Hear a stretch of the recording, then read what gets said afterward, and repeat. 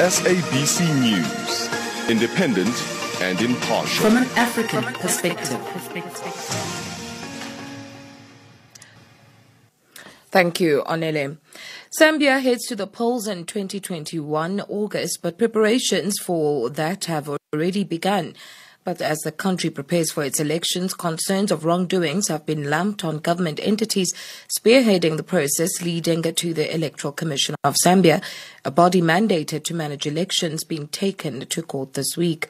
The Southern African state always has its elections every 5 years, and the last one that ushered in the current administration was in 2016. Arthur Davis Scopo reports from Lusaka, Zambia. As a way of having a smooth election, the country is in the process of issuing national registration cards currently and will soon commence the voter registration exercise and issuance of voters' cards. But stakeholders have raised concerns on various issues the government, through different entities, is doing in preparing for the 2021 general elections. One contested issue is government, through the Ministry of Home Affairs, being accused of being biased in issuing national registration cards by favoring regions where the governing party, the Patriotic Front, enjoys much support and allocating less time to regions where the opposition is more prominent.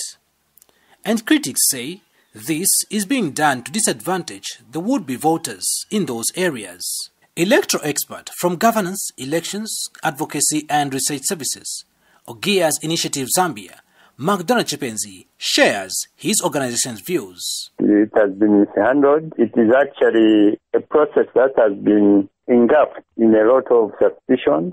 I think we have seen imageries of young people getting NRCs. We have heard accusation of foreigners getting NRCs. But human rights advocates and political commentator Nyambemo Mbuna says fairness is supposed to be the key in national processes. First of all, a national identity is a very important thing for a citizen because it helps that citizen to identify themselves with a given country. Good governance starts from there. There should be transparency, and as people go into elections, they must be satisfied that each of the groupings have been satisfied with what was going on the ground.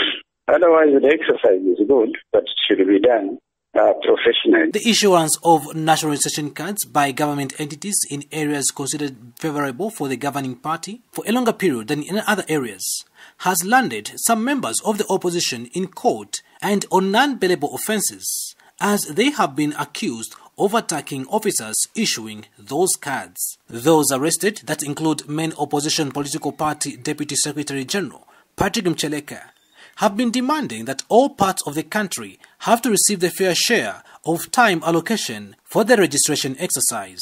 But government, through Home Affairs spokesperson Nefas Chifuta, is on record refuting the said allegations that government is biased and election engineering in favor of the governing party.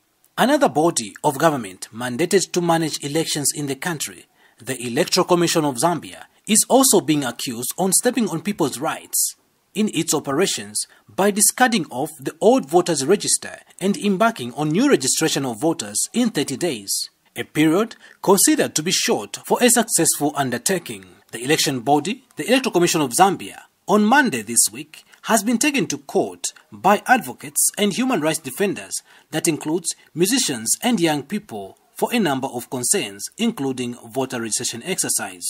One of the advocates is Brian Wembia, popularly known as B-Flow in the music industry. I can confirm that we have taken legal action against the Electoral Commission of Zambia, SUED, wanting to register millions of voters within a very short period of 30 days. We feel that is an infringement on the rights to vote. With the raised concerns, is Zambia likely to have a free and fair 2021 general election? Chipenzi of ZAMBIA'S has this again. We'll wait to see what happens after the registration exercise and be able to judge whether these will be free, fair elections or they will not be free or fair elections. Arthur Davis Scopo, reporting for Channel Africa in Lusaka, Zambia.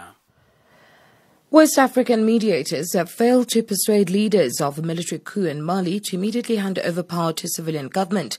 Leaders